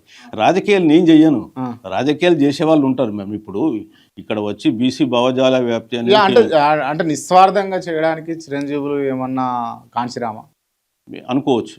ఒకవేళ విజయం వస్తే నన్ను అదే అనుకోవచ్చు, నేను కాదన్నాను కదా. ఎందుకంటే నేను మాత్రం ఎన్నికల్లో పోటీ చేయను. 100% బీసీ రాజ్యాధికారం రావాలి. కాబట్టి బీసీ రాజ్యాధికారంకు పోరాడుతున్నటువంటి వాళ్ళందరూ బీసీలను ఆపోజిట్ గానే మాట్లాడుతున్నారు. కృష్ణయ్యకి మాట్లాడతారు, నేను ఎవరికి నేను చెప్పినా కదా, ఎవరిని కూడా నేను విమర్శించను, అందరినీ కలుపుకొని పోవడానికే నా ప్రయత్నం. కాకపోతే సిద్ధాంతపరంగా ఏమన్నా లోట్లు ఉన్నప్పుడు చెప్తాం, బాబు ఇట్లా ఉంది, మీరు ఇట్లా కాదు ఇట్లా ఉండండి. ఇప్పుడు 42% రిజర్వేషన్ మీదనే మనం ఏం చెప్పినాము, జీవో ద్వారా రాదు అని చెప్పినాం. ఎందుకు అంటే జీవో ఇస్తే ఏమవుతుంది, భారతదేశంలో ఇప్పటి వరకు 8 రాష్ట్రాలు 50% సీలింగ్ దాటి జీవో ఇస్తే కొట్టేసినాయి. బీహార్ గవర్నమెంట్ కూడా కులగణన చేసిన తర్వాత రిజర్వేషన్లు 68% ఏదో పెంచి జీవో ఇస్తే కొట్టేసింది హైకోర్టు. మేమేమంటున్నాం, అందుకనే జీవోల ద్వారా కాదు, తమిళనాడులో ఆల్రెడీ వాళ్ళు 69% ఎంజాయ్ చేస్తుండ్రు, 9th షెడ్యూల్లో పెట్టుకున్నారు. కాబట్టి 9th షెడ్యూల్ రక్షణ కల్పించండి, అప్పుడు కోర్టులు మనకు కొట్టేయో అనేది మన వాదన. సో అంతే తప్ప మిగతా వాళ్ళని మనం వేరే ఇష్యూలకు ఎన్నడూ కూడా విమర్శించలేదు. మనం అందరు బీసీ సంఘాలను కాపాడుకుని ఉద్యమాన్ని ముందుకు తీసుకుని పోవాలనే ప్రయత్నం మాత్రమే చేస్తాం. మీరు అంటే వివిధ బీసీ సంఘాలు పెట్టుకొని ఇప్పుడు జాదుల శ్రీనివాస్ కావచ్చు, లేకపోతే ఇంకోలు కావచ్చు వీళ్ళందరినీ ఏకీకృతం చేయడానికి 100% మేము జూలై 30, 2020లో మేము ఫస్ట్ ఒక పెద్ద మీటింగ్ పెట్టినాం మన తాజ్ కృష్ణ హోటల్. సో మరి అప్పుడు మేము చేసిన ప్రయత్నం అది. తర్వాత కూడా అనేక మీటింగ్లు చేసినాం. అప్పుడు ఐక్యమైనప్పుడే కాబట్టి ఇవాళ ఈ రాష్ట్రంలో కులగణన జరిగింది, లేకపోతే ఈ రాష్ట్రంలో కులగణన జరిగేది కూడా కాదు. బీసీ సంఘాలు ఏకమై పోరాటం చేస్తేనే రాష్ట్ర ప్రభుత్వం దిగొచ్చింది, లేకుంటే వచ్చేది కాదు. వాస్తవానికి ఏంటంటే వీళ్ళు ఎన్నికల ముందు మేము కామారెడ్డి డిక్లరేషన్లో అధికారంలోకి వచ్చిన 6 నెలల్లో కులగణన చేస్తాం, 42% రిజర్వేషన్ పెంచుతామని హామీ ఇచ్చి అధికారంలోకి వచ్చినాక ఫిబ్రవరిలో ఒక అసెంబ్లీలో తీర్మానం చేసి మర్చిపోయింది. మర్చిపోయి ఏం చేసిండ్రు, మేలో ఎన్నికలు జరిగినాయి పార్లమెంట్. జూన్లో ఏం చేసిండ్రు, పంచాయతీ ఎన్నికల గడువు అయిపోయింది, సర్పంచుల పదవికాలం అయిపోయింది, ఇక మేము ఓటర్ లిస్టులో బీసీలను గుర్తించి ఆ ఓటర్ లిస్టుల ఆధారంగా మళ్ళీ ఎన్నికలకు పోతామని చెప్పి ట్రై చేస్తే అప్పుడే మేము ఈ బీసీ ఇంటలెక్చువల్ ఫోరం ఫామ్ చేసి, బాబు మళ్ళీ బీసీలు మోసపోతున్నాం, కులగణన జరపాల్సిందే, 42% ఇవ్వాల్సిందే అన్నప్పుడే బీసీ సంఘాలన్నీ కూడా ఏకత్రాటిపైకి వచ్చి పోరాడినాయి. 42% రిజర్వేషన్కు వ్యతిరేకంగా కూడా వాళ్ళు రాష్ట్ర బంద్ ఇచ్చిండ్రు. సో రాష్ట్ర బంద్లో మేము కూడా పార్టిసిపేట్ అయినాం, కాదని కాదు. సో ఆ విధంగా ఆ రోజు బీసీ సంఘాలు పోరాటం చేయడంతో ఒక చైతన్యం వచ్చింది. అందుకే పంచాయతీ ఎన్నికలలో మనకు పెద్ద ఎత్తున సర్పంచులు కానీ, అదేవిధంగా మున్సిపల్ ఎన్నికల్లో చైర్మన్లు కానీ రావడం జరిగింది. ఓకే, ఈ చట్టం లేకుండా రిజర్వేషన్లు ఇవ్వచ్చు అని గతంలో మీరు అన్నట్టు నేను విన్నా. లేదు లేదా? లేదు లేదు 100% చట్టం లేకుండా రిజర్వేషన్లు రాలేవు. ఎందుకు అంటే ఇవాళ సుప్రీంకోర్టు ఒక తీర్పు ఇచ్చింది, 50% సీలింగ్కు లోబడి రిజర్వేషన్లు ఉండాలి. ఎస్సీ ఎస్టీలకు జనాభా దామాషా ప్రకారం ఇస్తారు. సో మన రాష్ట్రంలో ఎస్సీలు ఉంటే ఇప్పుడు 15% ఇస్తున్నాం, ఎస్టీలకు 10 ఇస్తున్నాం, 25 పోతే మనకు మిగిలింది ఎంత? 25. కాబట్టి ఆ 25 కంటే ఎక్కువ రాదు. మన దగ్గర కూడా 54% ఇస్తున్నాము ఇప్పుడు, ఎందుకంటే ఆ 4% ముస్లిమ్స్కి ఇచ్చేది సుప్రీంకోర్టు తాత్కాలికంగా కంటిన్యూ చేయమన్నది కాబట్టి 54% నడుస్తూ ఉంది. 50% దాటదు. ఈ 50% దాటాలంటే 100% మనకు 2 రకాలుగా చేయాలి. ఒకటి 9th షెడ్యూల్లో పెట్టాలా, రాజ్యాంగ సవరణ చేసి 9th షెడ్యూల్లో పెట్టాలి. తమిళనాడులో కూడా 77వ రాజ్యాంగ సవరణ అనుకో, ఆ 77వ రాజ్యాంగ సవరణ చేసి తమిళనాడులో 9th షెడ్యూల్లో పెట్టుకున్నారు కాబట్టి ఎంజాయ్ చేస్తాం. లేదు అనుకుంటే ఆర్టికల్ 16(4)ను 15(5)ను మార్చాల్సి ఉంటుంది. 16(4)లో ఏం చెప్పిండంటే రాష్ట్రం, స్టేట్ అంటాడు, రాష్ట్రం కానీ దేశం కానీ బ్యాక్వర్డ్ క్లాసెస్కు సరి అయినటువంటి ప్రాతినిధ్యం లేదనుకుంటే రిజర్వేషన్ ఇవ్వాలన్నాడు. ఎంత అనేది చెప్పలేదు. దాన్ని ఆసరగా తీసుకొని కోర్టులు 50% అని చెప్పి వ్యాఖ్యానించినాయి. వ్యాఖ్యానిస్తూ ఎస్సీ ఎస్టీలకు జనాభా దామాషా ప్రకారం ఇస్తూ మిగతాది బీసీలకు ఇవ్వమన్నారు. సో దాన్ని ఇప్పుడు కోర్టు జడ్జిమెంట్ను మార్చాలంటే మళ్ళీ రాజ్యాంగ సవరణ చేయాలి. అయితే 9th షెడ్యూల్లో పెట్టాలన్నా రాజ్యాంగ సవరణ చేయాలి. అవును. ఇప్పుడు ఇది 16(4)ను మార్చాలన్నా రాజ్యాంగ సవరణ చేయాలి. 9th షెడ్యూల్లో మనం ఎందుకు కోరుతున్నామంటే ఆల్రెడీ కులగణన జరిపినాం కాబట్టి మన దగ్గర డాటా ఉంది. సో ఇప్పుడు కోర్టులు ఏమంటాయి, వాళ్ళకి కావాల్సింది ఎంపరికల్ డాటా అంటే. సో ఎంపరికల్ డాటా ఇప్పుడు దేశవ్యాప్తంగా లేదు. ఇప్పుడు కులగణన చేస్తే వీళ్ళు నెక్స్ట్ 2027 ఫిబ్రవరిలో అప్పుడు వస్తే అప్పుడు కోర్టు ముందు ప్రొడ్యూస్ చేయొచ్చు. సో ఇప్పుడు మనకు తెలంగాణలో కులగణన జరిపిన మనకు కావాల్సిన ఎంపరికల్ డాటా ఉంది కాబట్టి ఆ డాటాను కోర్టు ముందు ప్రొడ్యూస్ చేసి ఇవాళ తెలంగాణలో మేము అడుగుతున్నది ఏంటి, 42%. బీసీల జనాభా ఎంత? 56.33. సో మేము మా జనాభా దామాషా ప్రకారం అడుగుతలేదు. ఇవాళ ఆర్టికల్ 16(4)లో కూడా ఎడ్యుకేట్ అన్నారు కానీ ప్రపోర్షనేట్ అనలే, అంటే జనాభా దామాషా ప్రకారం ఇవ్వాలని చెప్పలే. అందుకని మేము జనాభా దామాషా ప్రకారం మేము కోరతలేదు. ఎడ్యుకేట్ అంటే కూడా ఏంటంటే ఏదో నామినల్గా ఇవ్వడం కాదు, జనాభాకు దగ్గరగా ఇవ్వాల్సి ఉంటుంది. సో అందుకని 56కు 42% అడిగిన్లు, అదే అడుగుతున్నాం, అదే 9th షెడ్యూల్లో పెట్టమంటున్నాం. సో ఇది రాజ్యాంగంలో ఉన్నటువంటి ప్రొవిజన్ కాబట్టి చట్టం కావాలని కోరుతున్నాం. జీవోలు ఇస్తే చెల్లవు. ఏమైంది, ఇక్కడ కూడా హైకోర్టు ఆపేసింది. అదే జరుగుతుంది. మీరు ఐఏఎస్గా ఉన్నప్పుడు లేకపోతే కమిషనర్గా లేకపోతే కలెక్టర్గా ఉన్నప్పుడు రాజీనామా చేసి బయటికి రావాలి, ఈ సర్వీస్ చేయొద్దు అన్న బాధ కలిగి ఇబ్బంది పడిన సిచ్యువేషన్స్ ఉన్నాయా? ఇప్పుడు ప్రతి మనిషికి సర్వీస్లో ఉన్నప్పుడు కొన్ని భావనలు వస్తూ ఉండొచ్చు, కానీ నేనైతే అట్లా అనుకోలే. నేనేమనుకున్నంటే నాకున్న సర్వీస్ను 100% కంప్లీట్ చేసుకున్న తర్వాతనే మనం రిటైర్మెంట్ అయిన తర్వాత అప్పుడు ఉన్నటువంటి మన శక్తియుక్తులను అనుసరించి సమాజానికి సేవ చేయాలి, we have to pay back to society అనుకున్నాం. కాబట్టి రిటైర్మెంట్ అయిన తర్వాత మనం పే బ్యాక్ టు సొసైటీ అనే కాన్సెప్ట్లో బయటకు వచ్చినాం. యాక్చువల్గా రిటైర్మెంట్ అయినాక నేను కొద్ది రోజులు నేను ప్రైవేట్ కంపెనీలో చేశాను, ఒక 2 years. తర్వాత నేను దాన్ని వదిలేసిన, ఈ ఉద్యమంలోకి వచ్చినాక ఇక నాకు చాలు అని. ఇప్పుడు కొత్తగా రిజర్వేషన్స్ హటావో, రిజర్వేషన్స్ తీసేయాలి అని చెప్పేసి ఒక ఉద్యమం స్టార్ట్ అయింది, జెన్జీ లాగా. దీనిపైన మీ అభిప్రాయం ఏంది? వాళ్ళకు రిజర్వేషన్స్ పైన అవగాహన లేదు. రిజర్వేషన్ హటావో ఆందోళన అని చెప్పేసి మధ్య ఏదో ఇన్స్టాగ్రామ్లో ఒక అకౌంట్ ఓపెన్ చేస్తే దాంట్లో ఒక 20-25 లక్షల సబ్స్క్రైబర్స్ అయినారని చెప్పి మనకు చదువుతున్నాం. మధ్యకాలంలో సోషల్ మీడియా, ప్రింట్ ఎలక్ట్రానిక్ మీడియాలో కూడా వస్తున్నాయి. కానీ మనం ఏమంటున్నామంటే వాళ్ళకు రిజర్వేషన్ల ఆవశ్యకత ఎందుకు వచ్చింది ఈ దేశంలో, ఎందుకు రిజర్వేషన్లు పెట్టిండ్రు రాజ్యాంగ నిర్మాతలు. అదేవిధంగా ఈ రిజర్వేషన్లు కంటిన్యూటీ వలన ఎందుకు కంటిన్యూ కావాలనే దానిపై నాకు అవగాహన లేదు, లేకుండా వాళ్ళు మాట్లాడుతున్నారు. సో ముఖ్యంగా ఏంటంటే ఈ దేశం వేల సంవత్సరాలుగా కుల వివక్షతతో నిండుకున్న సమాజం. సో కుల వివక్షత ఉన్నంతకాలం, కులం ఉన్నంతకాలం కుల వివక్షత ఉంటుంది. కాబట్టి కుల వివక్షత ఉన్నంతకాలం రిజర్వేషన్లు తప్పవు. ఎందుకంటే మనిషి పుట్టుకతోడనే అతను ఒక కులంలో పుడుతున్నాడు. ఆ కులంలో ఉన్నటువంటి పేదరికం ఆయనను చుట్టుముడుతుంది. ఆ సామాజిక వాతావరణం అట్లా ఉంటుంది. మరి ఆ సామాజిక వాతావరణం నుంచి, ఆ ఆర్థిక వాతావరణం నుంచి ఆయన బయటకు వచ్చి చదువుకొని మిగతా వర్గాలు, ఉన్నత వర్గాలు వాళ్ళు మంచి వాతావరణంలో పుట్టి, మంచి వాతావరణంలో పెరిగి, మంచి వాతావరణంలో చదివిన వాళ్ళతోటి ఈయన కంపేర్ చేయాలంటే ఎట్లా చేస్తాడు? అందుకనే రాజ్యాంగ నిర్మాతలు ఆలోచించి ఎస్ వీళ్ళిద్దరు పోటీ పడలేరు కాబట్టి వీళ్ళకు కొన్ని రాజ్యాంగ రక్షణలు కావాలి, వీళ్ళకు కూడా అవకాశాలు కల్పించాలి, సమానత్వం కల్పించాలనే ఉద్దేశంతో రాజ్యాంగంలో ఈ ఆర్టికల్స్ పెట్టింది. అంటే ఫుల్లీ లోడెడ్ ఫుల్లీ నాలెడ్జ్డ్ పర్సన్స్కి ఒకే రకంగా, లేకపోతే కొంత నాలెడ్జ్ లేకుండా, లేకపోతే అవగాహన లేకుండా ఫెయిల్ అయిన వాళ్ళకు రిజర్వేషన్లో కూడా అవకాశాలు వస్తాయి. వాళ్ళు ఒకటి ఎట్లయితే తప్పు. ఇప్పుడు ఫెయిల్ అయిన వాళ్ళకి ఎప్పుడు రావు. ఒకటి మెరిట్లో కొద్దిగా తక్కువ ఉండొచ్చు. అంటే వీళ్ళేదో మార్కులు రావడం అనేది అనేక కారణాలు ఉంటాయి. ఈ మధ్యకాలంలో చంద్రచూడ్ గారు, మాజీ చీఫ్ జస్టిస్ గారు, ఒక బ్రూట్ టీవీ ఇంటర్వ్యూలో ఇస్తూ ఆయన ఏమంటాడంటే మెరిట్ అంటే సమాజంలో అన్ని వర్గాలకు అవకాశాలు కల్పించే వ్యవస్థని మెరిట్. ఒక 2 మార్కులు ఎక్కువ వచ్చినంత మాత్రం ఆయన గొప్పోడు కాదు. సో వ్యవస్థలో ఆ మార్కులు రావడానికి అనేక కారణాలు ఉంటాయి. సో అన్ని వర్గాలను కలుపుకొని సమాన అవకాశాలు అన్ని వర్గాలకు కల్పిస్తేనే అది వ్యవస్థ మెరిట్ వ్యవస్థ అయింది. ఇవాళ భారతదేశంలో రిజర్వేషన్లో పుణ్యమా అని చెప్పేసి శాంతి సామరస్యాలు ఉన్నాయి, సోషల్ ఈక్విలిబ్రియం మెయింటైన్ అవుతుందని చెప్పడం జరిగింది. సో మరి ఆయన కూడా ఒక అగ్రవర్ణ వ్యక్తి. సో మనం ఏమంటున్నామంటే ఇవాళ రిజర్వేషన్ల పుణ్యమాని ఈ దేశంలో కొంత పేద వర్గాలు, వేల సంవత్సరాలుగా అణిచివేయబడ్డ పేద వర్గాలకు ప్రభుత్వ నిర్ణయాలలో అధికారంలో భాగస్వామ్యం ఏర్పడ్డది. కాబట్టి మేము 100%గా ఇవాళ ఆ రిజర్వేషన్లు కంటిన్యూ కావాలని కోరుతున్నాం. ఇంకోటి రిజర్వేషన్ వ్యతిరేకులకు కూడా మేము చెప్పదలుచుకున్నది ఏంటంటే ఈరోజు ప్రభుత్వ రంగంలో ఉన్న ఉద్యోగాలు కేవలం ఒక 10% కూడా కాదు, 90% ప్రైవేట్ రంగంలో ఉన్నాయి. ప్రైవేట్ రంగంలో రిజర్వేషన్ లేదు కదా. ఇవాళ ప్రభుత్వ రంగంలో 10% ఉంది. 10%లో ఎంత శాతం రిజర్వేషన్ ఉంది? 5%. అంటే 95% ఓపెనే ఉంది. ఎంతమందికి? ఈ దేశంలో ఉన్నటువంటి 80% ప్రజలకు. 80% ఎస్సీ, ఎస్టీ, బీసీ కలుపుకుంటే 80% జనాభా ఈ దేశం. వాళ్ళకు ఉన్నటువంటిది ఎంత? 5%. అంటే ప్రైవేట్ రంగంలో వీళ్ళు కూడా కంపేర్ చేస్తారు, కాదనట్లే. గవర్నమెంట్లో ఉన్న దాంట్లో 10%లో 5%. ఇవాళ బీసీలకు రిజర్వేషన్లు ఇచ్చినట్టే ఇచ్చి 93 నుంచి ప్రైవేటైజేషన్ స్టార్ట్ అయ్యాయి.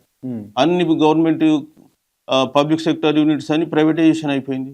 ఇంకెక్కడుంది? వీళ్ళకి ఎక్కడున్నాయి అవకాశాలు? ఇప్పుడు ఆ అవకాశాలను కూడా మీరు వాళ్ళకు అందకుండా చేస్తే మరి వాళ్ళు ఏం చేయాలి? మరి అందుకని ఆయన చెప్పిండు చంద్రచూడ్ గారు, ఈ దేశంలో శాంతి సామరస్యాలు ఉన్నాయంటే రిజర్వేషన్లు కారణమని. రిజర్వేషన్లు 10 ఏళ్ల తర్వాత తీయాలని అంబేద్కర్ చెప్పినట్టుగా చాలా సార్లు ప్రస్తావన ఉంటుంది. తప్పది. అంబేద్కర్ గారు ఏం చెప్పారంటే చట్టసభలలో, లోక్సభ కానీ అదేవిధంగా శాసనసభలలో ఆర్టికల్ 330, 332 కింద ఎస్సీ, ఎస్టీలకు జనాభా దామాషా ప్రకారం రిజర్వేషన్స్ ఉన్నాయి. ఆర్టికల్ 334లో ఏం చెప్పారంటే 10 years వరకు అని పెట్టారు. ఆ 10 yearsను ఎవ్రీ 10 yearsకు పొడిగిస్తున్నాం అది. కానీ విద్యా ఉద్యోగాలలో అట్లాంటి లిమిటేషన్ ఏం పెట్టలేదు. విద్యా ఉద్యోగాలలో ఏం చేశాడు ఆయన? దాంట్లో లిమిటేషన్ అనే పదం రాజ్యాంగంలో ఎక్కడ వాడలేదు. ఇప్పటికి కూడా ఏంటంటే ఈ దేశంలో వివక్షత ఉన్నంతకాలం ఆ రిజర్వేషన్ కొనసాగుతుంది. రైట్. అండ్ ఇంకొక విషయం ఏంటంటే అగ్రవర్ణాలలో కూడా, అంటే ఓసీ కేటగిరీలో కూడా పేదలుగా ఉన్న వాళ్ళు ఉన్నారు అని అంటే మీరు యాక్సెప్ట్ చేస్తారా? పేదలు ఉన్నారు, లేదని ఎట్లా? బట్ వాళ్ళ కులం అనేటటువంటి కార్డు వల్ల రిజర్వేషన్ అనేటటువంటి అంశాన్ని పొందలేక చాలా వరకు ఇబ్బంది పడుతున్నారు వాళ్ళు. ఒకటి రిజర్వేషన్ ఫిలాసఫీ ఏంటంటే సామాజికంగా, విద్యాపరంగా అణచివేయబడ్డ వర్గాలకి రిజర్వేషన్లు, ఆర్థికంగా అణచివేయబడ్డ వర్గాలకు లేవు. సో ఇది ఏం జరిగిందంటే మీకు ఇప్పుడు ఈడబ్ల్యూఎస్ రిజర్వేషన్ వాళ్ళకు కూడా వచ్చినాయి. కానీ before that I want to tell you, Mandal commission రిపోర్టును ఏదైతే జడ్జిమెంట్ ఇచ్చినటువంటి సుప్రీంకోర్టు ధర్మాసనం ఉందో ఆ ధర్మాసనం ముందుకు పివి నరసింహరావు గారు 1991లో ఎకనామికల్లీ వీకర్ సెక్షన్స్ అని ఒక 10% రిజర్వేషన్ ఇచ్చిండు. ఇస్తే సుప్రీంకోర్టు ముందుకు పోయింది. 9 మంది జడ్జిలు ఆ రోజు మండల్ కమిషన్ తీసింది. దాని మెజారిటీ జడ్జిమెంట్ రాసింది జీవన్ రెడ్డి గారు. సో ఆ 9 మంది జడ్జిలలో 8 మంది జడ్జిలు ఇది రాజ్యాంగ పరంగా చెల్లదని కొట్టేసింది 10% ఈడబ్ల్యూ. తర్వాత ఈ 2019లో మోడీ గవర్నమెంటు ఆ ఈడబ్ల్యూఎస్ 10% ఇచ్చింది. ఇవాళ మెరిట్ గురించి అని మాట్లాడుతున్న వాళ్ళు ఈడబ్ల్యూఎస్ రిజర్వేషన్ మెరిట్ ఏంటో ఒకసారి ఆలోచించాలి. ఇవాళ సివిల్ సర్వీసెస్ ఈ 2026 రిజల్ట్లు కూడా తీసుకుంటే ఓబీసీల కంటే ఈడబ్ల్యూఎస్ వల్ల మెరిట్ తక్కువ ఉంది, అయినా సెలెక్ట్ అవుతుంది. మరి వీళ్ళు ఏమంటలేరు. సో ఇవాళ ఈడబ్ల్యూఎస్ సర్టిఫికెట్లు కొనుక్కుంటారట కదా, ఇక అది వాళ్ళ నైతికత మీద ఆధారపడి ఉంటుంది. నేనేమంటున్నానంటే చాలామంది వాళ్ళకి అర్హత లేకపోయినా ఈడబ్ల్యూఎస్లో యాక్చువల్లీ ఏంటంటే 8 లక్షల ఆదాయం మించి ఉండకూడదు. సో 8 లక్షల ఆదాయం మించి ఉన్నప్పటికీ కూడా తప్పుడు సర్టిఫికేట్లు తీసుకొచ్చేసి ఈడబ్ల్యూఎస్లో సర్వీస్లో చేరుతున్నారని చెప్పి చాలా రిపోర్ట్స్ వస్తున్నాయి. మొన్న కూడా సివిల్ సర్వీసులని ఐఏఎస్ ఐపీఎస్ ఈ దాంట్లోనే వాళ్ళు సర్వే చేసి ఒక 34 మంది ఈ దొంగ సర్టిఫికేట్లతో వచ్చిందని పేపర్లు వేసింది. మరి గవర్నమెంట్ రెస్పాండ్ కావాల్సి ఉంటుంది, దానిపైన ఎంక్వైరీ చేసి యాక్షన్ తీసుకోవాల్సి. రైట్. ఒక ఐఏఎస్కి లేకపోతే ఒక కలెక్టర్కి ఉన్న శక్తి సామర్థ్యాలు, లేకపోతే ఏం చేయగలుగుతాడు, ఇట్లా నడపగలుగుతాడు, సినిమాలలో చూస్తుంటాం కదా, అట్లనే ఉంటుందా లేకపోతే రాజకీయ నాయకులకు లోబడి చేయాల్సి వస్తుంది? సినిమాలో చూపించేది కొంత గ్లామరైజ్డ్ వరల్డ్ ఉంటుంది. సో దాన్ని ప్రేక్షకులను ఆకట్టుకోవడానికి రకరకాలుగా వాళ్ళు కథనాలు స్క్రీన్ ప్లే రాసుకొని వస్తారు. కానీ నిజ జీవితంలో ఉంటాయి ఇబ్బందులు, ఉన్నాయనేం కాదు, స్మూత్గా ఏముండదు. అట్లని చెప్పి అన్ని ఇబ్బందులు ఉంటాయని కాదు, అందరూ రాజకీయ నాయకులు చెడ్డోళ్ళు ఉంటారని కాదు, అన్ని సందర్భాల్లో రాజకీయ నాయకులు చెడ్డగా చెప్తారని కూడా. సో అవన్నిటిని బ్యాలెన్సింగ్ చేసుకుని పోయేటువంటి మ్యాచ్యూరిటీ వీళ్ళకుంటే అప్పుడు సక్సెస్ఫుల్గా వాళ్ళు రాణించగలుగుతారు. అంతే తప్ప మనం కూడా ఇమ్యాచ్యూర్గా బిహేవ్ చేస్తే 100% ఇబ్బందులు పాలవుతాయి. మనం అన్ని వర్గాలను అర్థం చేసుకోవాల్సి ఉంటుంది. ఎందుకంటే వాళ్ళు చెప్తున్నటువంటి నేపథ్యం ఏంటి, అది చేయగలుగుతామా లేమా, చేయలేకపోతే ఎందుకు చేయలేమో కూడా వాళ్ళకి మనం విశదీకరించి చెప్పగలిగినప్పుడు కొంతవరకు రిజల్ట్ వస్తుంది. కొంతమంది మూర్ఖంగా వాదించే వాళ్ళు ఉంటారు, కానీ మనం మన పద్ధతిలో మనం పోతే వాళ్ళు ఏదో చేయాలనుకుంటే చేస్తారు. ఆ తర్వాత కాలంలో ట్రాన్స్ఫర్ కావచ్చు, అది వేరే ఇష్యూ. పెద్ద ఇబ్బంది ఏం పడాల్సిన అవసరం లేదు, అది పార్ట్ ఆఫ్ ది జాబ్ అనుకోవాల్సింది. రైట్. ఇప్పుడు ఏమి చదువుకోని వ్యక్తి ఒక ఓపెన్గా మాట్లాడితే వేలిముద్ర మాత్రమే వేయగలిగే వ్యక్తి రాజకీయ నాయకుడిగా ఒక ఎమ్మెల్యేగా లేకపోతే ఎంపీగా ఉండి వచ్చినప్పుడు మీరు ఎన్నో ఎగ్జామ్లు క్రాస్ చేసి ఇంటర్వ్యూలు అటెండ్ చేసి మీరు క్రాక్ అయ్యి ఒక కలెక్టర్గా అపాయింట్ అయినప్పుడు అతను చెప్పే మాటలు మీరు వినాల్సి వచ్చినప్పుడు మీ ఫీలింగ్ ఏంది? ఇప్పుడు ప్రజాస్వామ్యంలో ఎవరి బాధ్యతలు వాళ్ళకు ఉంటాయి. ఆయన ప్రజలతోటి ఎన్నుకోబడ్డ వచ్చినటువంటి వ్యక్తి, ప్రజల మ్యాండేట్ ఆయనకుంది. నువ్వు కేవలం చదువుకొని వచ్చి సీట్లో కూర్చున్నావు, అంత మాత్రాన నువ్వు ఆయనకు సుపీరియర్ అనుకుంటే పొరపాటు. సో ఆయనకి ఏంటంటే లోక జ్ఞానం ఎక్కువ ఉంది, నీకు బుక్కిష్ జ్ఞానం ఎక్కువ ఉంది. నువ్వు పుస్తకాలు చదువుకొని ఎగ్జామ్ రాసి ఇక్కడ వచ్చి ఏది బెటర్, లోక జ్ఞానం బెటరా లేకపోతే నాలెడ్జ్ బెటరా? నీకు కూడా లోకజ్ఞానం ఉండాలని చెప్తున్నాను. ఈ పుస్తకాల ద్వారా వచ్చిన వ్యక్తికి కూడా కొంత లోకజ్ఞానం ఉండి వాళ్ళు చెప్పిన దాంట్లో అర్థం చేసుకొని మనం పనిచేయాలి. అంతే తప్ప ఫాల్స్ ఈగో పెట్టుకొని నేను చదువుకొని వచ్చినా, నేను ఐఏఎస్ పాస్ అయ్యి వచ్చినా, నేను ఇలా ఇన్ని లక్షల మంది కాంపిటీషన్లో వచ్చినటువంటి ఒక ఫాల్స్ అంటారు కదా, నీది 5 ఏళ్ల పదవి. అది సినిమాల డైలాగులు కావు. వాస్తవ డైలాగులు ఏంటంటే 5 ఏళ్ళైనా 5 రోజులైనా రాజకీయ నాయకుడికి ఉండే అధికారాలు రాజకీయ నాయకుడికి ఉంటాయి, నీకుండే అధికారాలు నీకుంటాయి. నీ పరిధిలో నువ్వు పనిచేయి, వాళ్ళ పరిధిలో వాళ్ళు పనిచేయాలి. That is democracy. అల్టిమేట్లీ ప్రజలు గొప్పవాళ్ళు. ఈ ప్రజాస్వామ్యం ప్రజల చేత ఎన్నుకోబడ్డ వాళ్ళ చేత నడపబడుతుంది. కాబట్టి we are all accountable to public. ఈ మిల్లర్ల స్కామ్ ఏంటి సార్? మిల్లింగ్ మాఫియా అంటే మిల్లింగ్ మాఫియా గురించి ఇప్పుడు గవర్నమెంట్ చెప్పాలి, మనకు పెద్ద ఐడియా లేదు. ఇప్పుడు ఏంటంటే గవర్నమెంట్ జనరల్గా ఏంటంటే ఇప్పుడు మహిళా సంఘాలు కానీ లేదా ప్యాక్స్ కానీ ఇట్లా రకరకాల దగ్గర ప్యాడీ ఉంటుంది. ఈ కొన్న ప్యాడీని గవర్నమెంట్ రైస్గా కన్వర్ట్ చేయాలి. సో దానికి రైస్ మిల్స్ గవర్నమెంట్ దగ్గర ఉండవు. సో ప్రైవేట్ సెక్టర్లో రైస్ మిల్స్ ఉన్నాయి. సో వాళ్ళకి కస్టమ్ మిల్లింగ్ కింద ఇస్తారు. అంటే మనం ఒక 100 కిలోల ప్యాడీ ఇచ్చినాం అనుకో, వాళ్ళకు 62 కిలోలు 63 కిలోలు రైస్ ఇవ్వాల్సి ఉంటుంది. సో అది ఇవ్వమని ఇచ్చినప్పుడు వాళ్ళు కొంతమంది ఇవ్వకుండా అమ్ముకున్నట్టు సంఘటనలు ఏదో వినిపిస్తున్నాయి. సో దాని మీద ఏదో ఎంక్వైరీలు నడుస్తున్నాయి.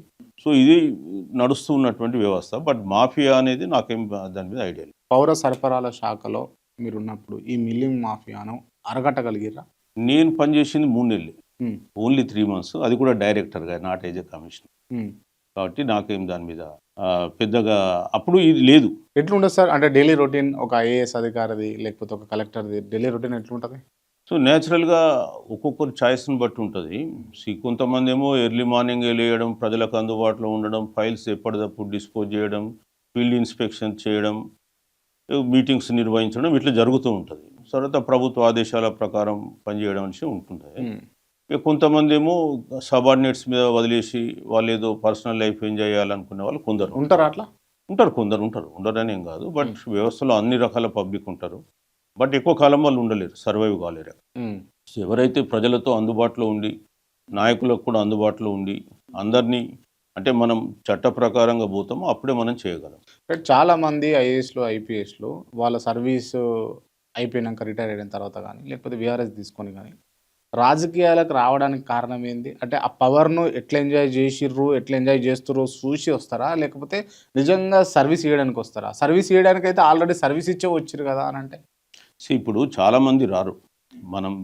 మన రాష్ట్రంలో చూస్తే రిటైర్డ్ ఐఏఎస్ ఐపీఎస్లు ఓ 3-4 తప్ప మీకు ఎవరు కనిపించలేదు. లేదు, చాలా మంది 10 మెంబర్స్ లిస్ట్ ఉంటుంది. ఒక 10 మెంబర్స్ ఉండొచ్చు, అప్కమింగ్ వాళ్ళు కూడా ఉన్నారు, ఉండొచ్చు, ఒక 10 మెంబర్స్ ఉండొచ్చు. బట్ సర్వీస్లో ఉన్న వాళ్ళు రిటైర్ అయిన వాళ్ళు కలుపుకుంటే ఒక 600-700 మంది ఉంటారు.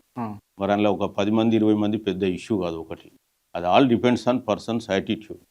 సో ఆ పర్సన్ యాటిట్యూడ్ ఏంటంటే నేను రాజకీయాల్లోకి రావాలి, షైన్ కావాలి, మళ్ళీ నేను సర్వీస్ చేయాలనుకున్న వాళ్ళు కొంతమంది ఉంటారు. నిజంగా సర్వీస్ చేయాలని నాకేం పదవులు అద్దుకునే వాళ్ళు కొద్దిమంది ఉంటారు. కొద్దిమంది సొసైటీని మార్చాలి అనేటువంటి ఆలోచనతో వచ్చే వాళ్ళు ఉంటారు. చాలా నిజంగా అంత ఇప్పుడు ఉన్నటువంటి వ్యవస్థలో ఓపెన్గా మాట్లాడాలి. మీరు నిస్వార్థంగా ప్రజలకు సేవ చేద్దాం, ప్రజలకు మంచి చేద్దాం అనే నాయకుడు కానీ బ్యూరోక్రాట్ కానీ ఉండడా? 100% బ్యూరోక్రాట్స్ అయితే ఉన్నారు. నేను నాయకులని నేను చెప్పలేను, కానీ వాళ్ళకంటే కొన్ని లిమిటేషన్స్ ఉంటాయి. బట్ సివిల్ సర్వెంట్స్ ఉన్నారు, లేరని కాదు, నేను పేరు చెప్పదలుచుకోను. బట్ ఫీల్డ్లో ఉన్నారు, పనిచేయడానికి కష్టపడుతున్నారు. బట్ వాళ్ళకి అంత గుర్తింపు రాదు, ఎందుకంటే వాళ్ళు పనిచేస్తున్నారు, వాళ్ళు ఫీల్డ్లో ఈ రోజు కూడా చేస్తున్నారు, కానీ వాళ్ళకు అంత గుర్తింపు రాదు. కొంతమంది ఐఏఎస్ అధికారులకు మాత్రమే అంటే సెలబ్రిటీ హోదా వస్తుంది, ఇంకొంతమంది నార్మల్గా వాళ్ళ జనరలైజ్డ్ వర్క్స్లో బిజీ ఉంటారు. కొంతమందిని మాత్రమే నోన్ పర్సనాలిటీస్లో గుర్తుపెట్టుకుంటాం. అమ్రాపల్లి కావచ్చు, లేకపోతే స్మితా సబర్వాల్ కావచ్చు, లేకపోతే ఇంకొంతమంది ఉన్నారు మేల్ అధికారులు. ఎందుకు అట్లా అంటే వాళ్ళు చేసేటువంటి పనులు కమిట్మెంట్తో పని నిర్వహించినప్పుడు లేదా వాళ్ళు ఉన్నటువంటి పొజిషన్స్తో వాళ్ళు కొంత పబ్లిక్ దగ్గర కావచ్చు. కొంతమంది ఎట్లుంటారంటే తక్కువ పని చేస్తారు, ఎక్కువ ప్రచారం కూడా చేసుకునేట్లు ఉంటారు. ఇవాళ రేపు సోషల్ మీడియా ప్రభావంతో చాలామంది సోషల్ మీడియాలో అకౌంట్లు తెరిచి కొద్దిగా పని చేసినా ఎక్కువ ప్రచారం చేసుకోవడం, ఫాలోవర్స్ని పెట్టుకోవడం ఇవన్నీ జరుగుతూ ఉంటాయి. సో అట్లా కూడా కొంతమంది కావచ్చు. కొంతమంది నిజంగా కూడా ఏంటంటే చాలా సైలెంట్గా పనిచేస్తారు. వాళ్ళు అసలు ఏం పని చేస్తున్నారో ఎంత చేస్తున్నారో కూడా ఎవరికి తెలియదు, వాళ్ళ పని వాళ్ళు చేసుకొని పోతారు. నా లైఫ్లో కూడా నేను ఎప్పుడు కూడా ప్రచారానికి పాకులాడలే, ఏ రోజు కూడా మాకు సోషల్ మీడియా అకౌంట్లు లేవు, చేయలేము. మా పని ఏదో మేము చేసుకుంటూ పోయినాం. ఒక కలెక్టర్కి జిల్లా మొత్తం చేతిలో ఉంటుందా సార్? అంటే ఇప్పుడు జిల్లాకు అధిపతి కాబట్టి జిల్లా మీద ఉన్న బ్యూరోక్రసీ మీద ఆయన ఖచ్చితంగా కంట్రోల్ పెట్టుకోవచ్చు. అదే చెప్తున్నాను, 100% ప్రజాప్రతినిధులు వాళ్ళ సమస్యల కొరకు వాళ్ళు వస్తారు. అక్కడ ప్రజాప్రతినిధులు వాళ్ళు ఏంటంటే ఏదైతే చట్టపరంగా ఉన్నాయి, రూల్ పరంగా ఉన్నాయి చెప్పినారో వాళ్ళ మాట కూడా విని పనిచేయాల్సి వస్తుంది. వాళ్ళ ప్రభుత్వ కలెక్టర్ అంటే ఇండిపెండెంట్ కాడు ఇతను. ఇప్పుడు ప్రభుత్వ ఆదేశాలకు లోబడి పనిచేయాల్సి ఉంటుంది. ప్రభుత్వ ఆదేశాలు చట్టబద్ధంగా ఉన్నప్పుడు 100% మనం ఆ చట్టానికి లోబడి ఆదేశాలకు లోబడి పనిచేయాల్సి వస్తుంది. రైట్, మీరు నల్గొండ కలెక్టర్ కూడా పనిచేసిండ్రు కదా, ఆ టైంలో ఏ రాజకీయ నాయకుడైనా ఒత్తిడితోటి ఇది చేయాలి అని అన్నప్పుడు మీరు నిర్మోహమాటంగా ఇది నేను చెయ్యను అని చెప్పిన సందర్భాలు ఉన్నాయా? 100% ఉంది, 100% ఉన్నాయి. నేను చెప్పలేను కానీ 100% ఉంది. పేరు చెప్తారా? నేను చెప్పాను, కానీ ఇప్పుడు 100% ఉంది. ఒక్కటి కాదు, చాలా ఉంది. ఎట్లా ఎదుర్కొంటారు వాటిని? ఏం లేదు, చేయమంటే మాతో ఈ రూల్ పొజిషన్ ఇది నేను చేయను. వాళ్ళ ఈగో అట్ అవుతుందిగా? అట్ అవుతుంది, కానీ అయితే ఏం చేస్తాం? నా రూల్ పొజిషన్ నేను, మీ పొజిషన్ మీరు. ఎట్లా చెప్తారు అంటే ఇగ్నోరింగ్ నేను చేయలేను లేకపోతే స్మూత్ ఎట్లా హ్యాండిల్ చేస్తారని? కొన్ని ఇష్యూస్ ఉంటాయి, మనం ఇక దాన్ని హ్యాండిల్ చేయడం అనేది మనం ఎక్స్ప్లెనేషన్ చేయాల్సి ఉంటుంది. వాళ్ళు ఇది చేస్తే ఏం జరుగుద్ది అనేది ఇబ్బంది వాళ్ళకి ఎక్స్ప్లెయిన్ చేయగలిగితే వాళ్ళు కూడా దాన్ని అర్థం చేసుకోగలరు.